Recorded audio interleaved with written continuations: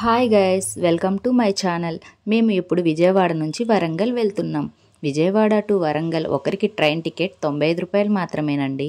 విజయవాడ నుంచి డైలీ తెల్లవారుజామున ట్రైన్స్ ఉంటాయి. ఆ రోజు మేము కోనార్క్ ఎక్స్ప్రెస్ 4 గంటల 55 నిమిషాల ట్రైన్ ఎక్కాం. అది ఆ రోజు 5 గంటల 30 నిమిషాలకి బయలుదేరింది.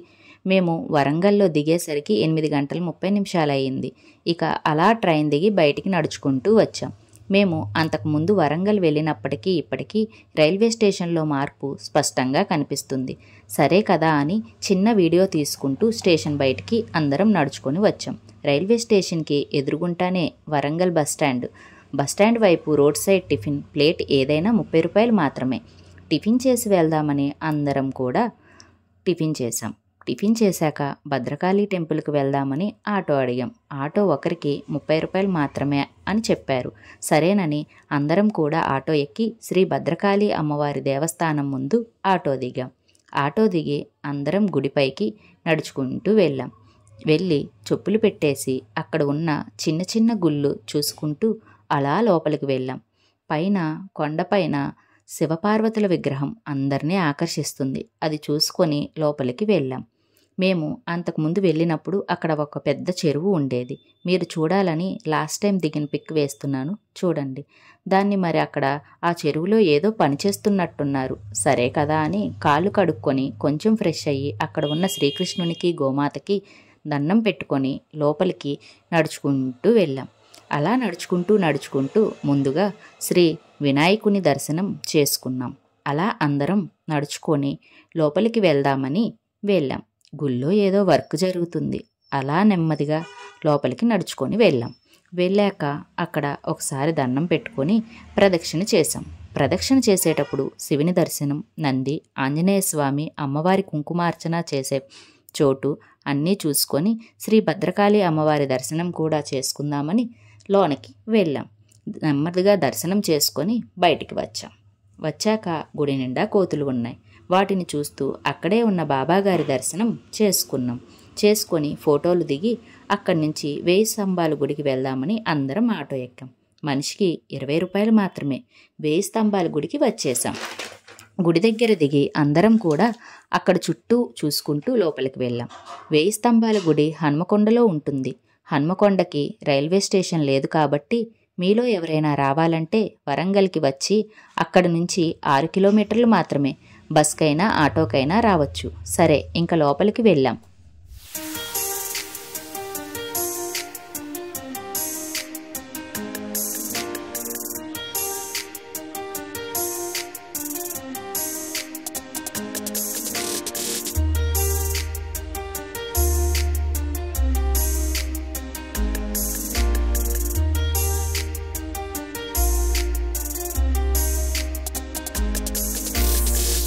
ఇదే గుడి దగ్గర ఉండే కోనేరు. దీన్ని దిగుడు బావిగా పిలుస్తారు. ఇందులో నీరు ఎప్పుడూ కూడా ఉంటాయంట. ఈ 1000 స్తంభాల గుడిని ఒకప్పుడు త్రికోటాలయంగా పిలిచేవారు.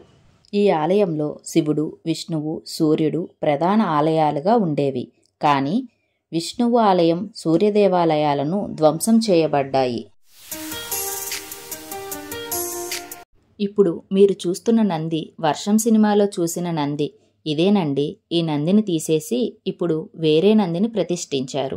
ఆ తరువాత లోపల రుద్రేశ్వరాలయం, ఇప్పుడు జగుటాలయంగా పిలిచే స్వామిని దర్శించుకొని అక్కడ పెట్టే ప్రసాదంను కూడా స్వీకరించి ఆ ఆలయం చుట్టూ ఓ ప్రదక్షిణ వేద్దామని వెళ్తున్నాను. నాతో పాటు మీరు కూడా గుడి చుట్టూ చూసి ఎలా ఉందో కింద కామెంట్ చేయండి. నేను చెప్పడం కాదు కానీ ఫోటోల్లోనూ వీడియోల్లోనూ కాదు, స్వయంగా మనం వెళ్ళి చూడాల్సిన ప్లేస్. ఇండియాలో ఉన్న బెస్ట్ టెంపుల్స్లో ఇది ఒకటి. ఈ రుద్రేశ్వర స్వామి ఆలయాన్ని రుద్రదేవుడు అనే కాకతీయ రాజు 1163లో నిర్మించాడు. ఇక్కడ ఆలయంలోని స్తంభాలపై రాగి నాణంతో టచ్ చేస్తే మ్యూజిక్ వినిపించడం విశేషం.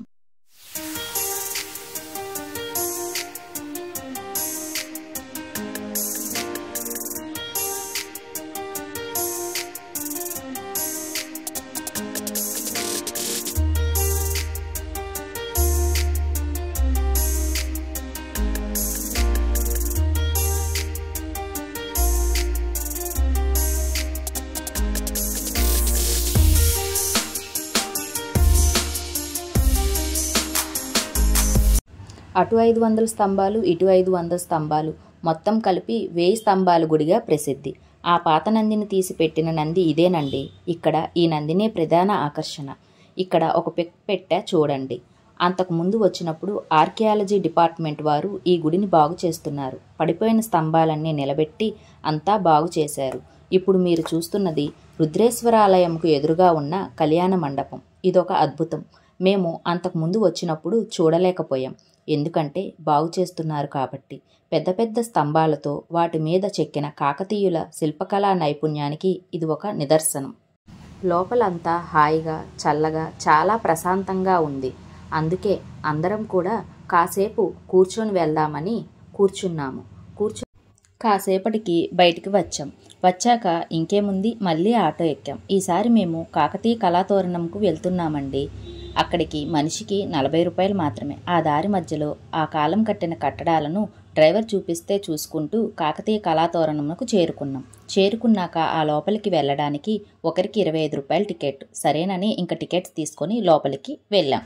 Part 2 coming soon. Please like, share and subscribe to our channel.